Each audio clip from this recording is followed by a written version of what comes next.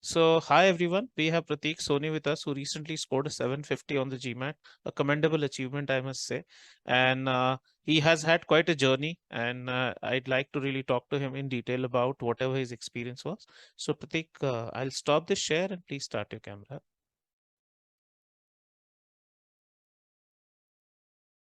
So, hi. First of all, you were a recent joinee. I did not know about this, and it did not take you too much time to write the exam and get the score. So, tell us about your entire professional experience and when you graduated, what you've been doing, and what was the motivation for the GMAT when you joined, and how the experience with top 1% was. I mean, in succession, one bet. Yeah. So I graduated in 2020. I Right, completed my bachelor's of technology with a major in computer science and engineering from Bennett mhm, University. It's in Greater Noida.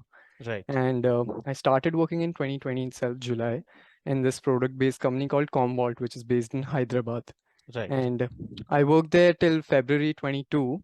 Mm-hmm, And after February, since from March to August, I worked in another startup called NewsGator mm-hmm, as a software developer. That was my main role. mm-hmm. And I joined your batch in June. And Right. since August, I was preparing for my GMAT. And on the side, I also had a business idea of my own. So that's something that I've been working on the Mm-hmm, sidelines.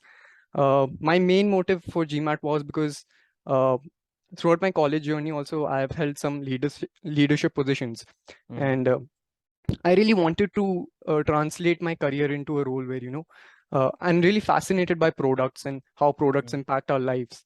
Right. And I didn't want to be in a place where I'm just implementing things or Mm-hmm. ideas. I wanted to design those ideas Yeah, myself, to make. design those products. Mhm. Yes, to make.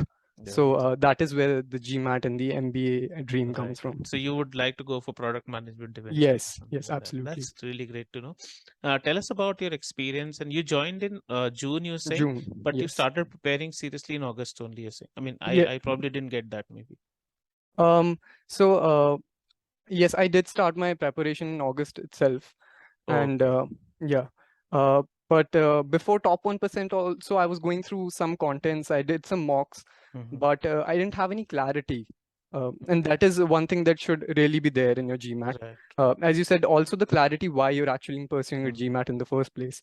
Now, after top, I really got like a very well organized study plan. Like that's the best thing. So to everyone who's hearing this, Mm-hmm. Sandeep sir has prepared everything that you may actually need. Like Mm-hmm. you don't have to refer to any resource outside it, I would say. Mm-hmm. Like it's self-sufficient by itself. That's the first thing that I found about the program. And Right. So what were your challenge areas, Prateek, initially? Please tell us. yes, so quant was fairly good. Mm-hmm. Even in the exam, quant went really well. Mm-hmm. The starting challenge areas that when I started was one was RC. I remember when I started prep by myself, I used to take like 10 to 12 minutes for RC passage. Mm-hmm. And by the time after I got done with my top course, it Mm-hmm. got reduced to like 6, 7 minutes at max. So almost half, right? Yes, So, almost half. right. And critical reasoning was another thing. Mm-hmm. Now the best part is that through the top content, I didn't just see GMAT as an exam. Like I've Mm-hmm. actually seen my analytical and critical reasoning skills improve in day-to-day life as well. So Absolutely, it it does. Because has, that's why it is tested also. But yeah, if you can see the application in business, your yes, thinking actually improves a lot. absolutely. Like uh, before, I can say that I was thinking from a purely engineering technical perspective, but now I tend to like any argument you give, Mhm. I tend to go into the critical reasoning mode and try to analyze what actually is given. You'll So really be happy that business school will appreciate the skill quite a lot of yours. So I think that that's really nice to know. Great. So And CR and RC were the main challenges, mhm, and both of them CR became uh, by the end of my prep. CR was such that you emphasize a lot on. Uh, I used to see the classes, and you would like eliminate out of the mhm, scope options right out of the bat, like looking at mhm. the question, right? So that is the place that I was at by the end of my prep. Like I would So just it see the became very option. easy. It seems CR became fun for you. It looks like It this. was very fun, yes. Like All right. yeah. And how about sentence correction then? Sentence correction, yes. Sentence correction, the 50 concepts Mhm, PDF mhm, and the PPT2, mhm. that is the grail of sentence correction, I would say. Like, especially the PPT2, like the detail that is Mhm. given there. I think that mostly covers every question. Right. Like, even during the exam, it was like pretty fast. Right. And Prateek, I'd like to ask, because some people ask, are basics covered in this? So anybody who's listening, do you believe the basics are fully covered for both the areas like quant and verbal? Just wanted to hear your view. Yeah. Uh, yes, definitely the basics are covered. Now, one thing comes that which I've noted from experience. If you want a good high GMAT score, firstly you would need to focus on the quality of questions, Mm-hmm. and for that you need to really do like the high level questions, and that what the main course really focuses Right, on. right.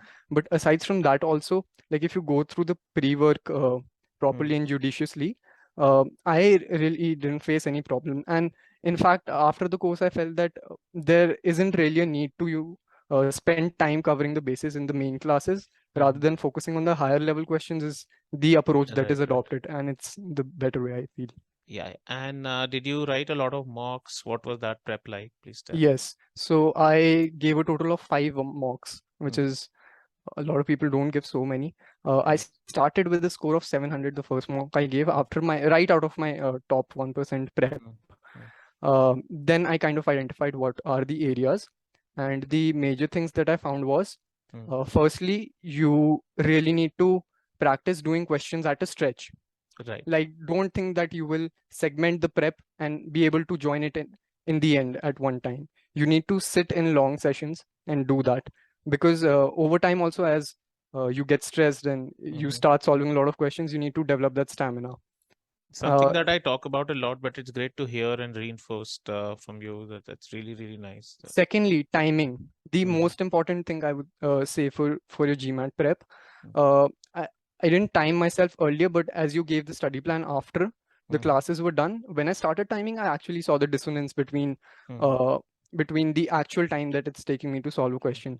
So these two things, purely focusing on these two things after my mhm, prep, helped me. So firstly, I was around 700, 710 for the first mm, 2 mocks. mm, Then I made a jump to 730. mhm. And during the last 3-4 mocks, I was at around 760, 770. So, okay, was the score a bit inflated in some of the mocks because of the repeats? Maybe that is why Yes, 750. yes, yes. Okay, okay. And please tell me your exam experience. First of all, did you see anything unusual on the test day? Anything at all, you feel? Now that is what I meant by saying that solving quality questions. Mm-hmm, So when you solve quality questions and you sat down for so many mocks, mm, the exam day was like a routine. And mm, for anyone who has like exam mm, nervousness or jitters before giving the exam, I think this is the best way to solve it. mm. Give a lot of mocks and Yeah. keep your practice regular. Mm-hmm. So for me, on the GMAT day, it was just like giving another mock exam. And No because of the nerves, no anxiety, not at nothing. all, No, not at no all. pacing Uh, issues, no concentration not challenge. at all, because the pacing also I had practiced beforehand, and because of the level of questions that you make Mm. do, it wasn't a surprise at all, honestly. I mean, that's really, really fabulous to hear. So if you were to tell somebody who's still preparing, who's in this phase, what are the two or three what are the two or three things they should do and they shouldn't do? If you would like to summarize, please tell. Yes. Should do. I think I also had few points noted down. I just bring Sure, them up. sure. Yeah. Please open, please. Yes. So one is consistency. The Mm, most important thing in your prep is consistency. And what you should not do is another point related to this. Don't think that you will sit down one day for 4 and 5 hours and skip a day and mm, then again try to do that. No, even if you sit down like mm, 2-3 hours a day with a focused mindset, I mhm. think that goes a longer way than segmented prep. Right. Then secondly, do not focus on the quantity of questions you solve. Mhm, When I hadn't gotten in touch with top 1%, I had the mindset that GMAT is a game of, do mm, as many questions as you can. No, that's not what it's about. You need mm, to solve quality questions, like the 700 to 800 questions, mm. because each of those questions would have something new that you can add to your learning experience. Right, right. Third thing that I really did was maintain logs, and this Mhm, has really helped me. Like for sentence correction, Sandeep sir recommends it. I also did it for quant, mm. and I used to keep a track of which topics am I lacking in and where do I need to build it. And Did you make some silly mistakes in quant in data sufficiency? You also, I mean, or was it pretty straightforward from the very beginning? in the starting, of course, I made like the GMAT has those C traps and things. Mhm. So initially, I would be like, but But then did you after. log them and you got them out? Like, Yes, it was easy, definitely. right? Yes, Okay. yes. That's I think that was about the depth of knowledge. Like Mhm. the deeper you go into a particular topic, you will be able to identify these right out of the bat. Right, right. Great, great. And what they should do, you've told what they shouldn't do. Yeah. So one was the inconsistency that you shouldn't do.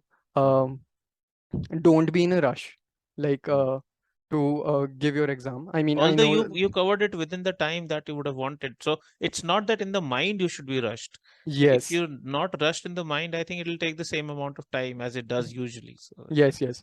And if there are topics that you are not comfortable with, Mm-hmm. then don't try to put them aside.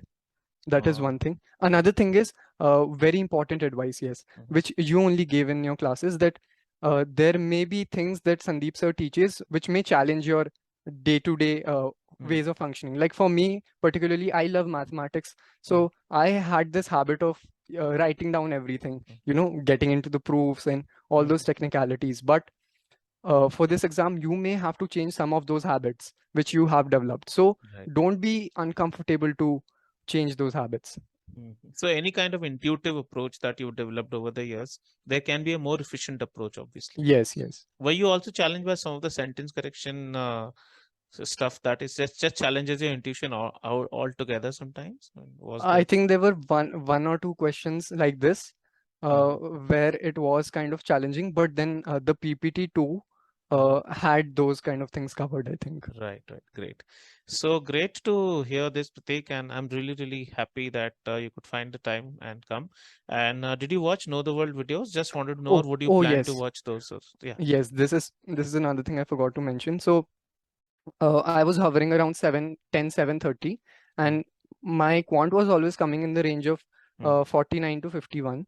mm, Verbal was what was lacking. So one thing that really helped me was uh, I went and saw few Know the World videos. mhm, And that is, I think, what really helped me go from that verbal score that I was hovering around mhm, 39 mm. to this.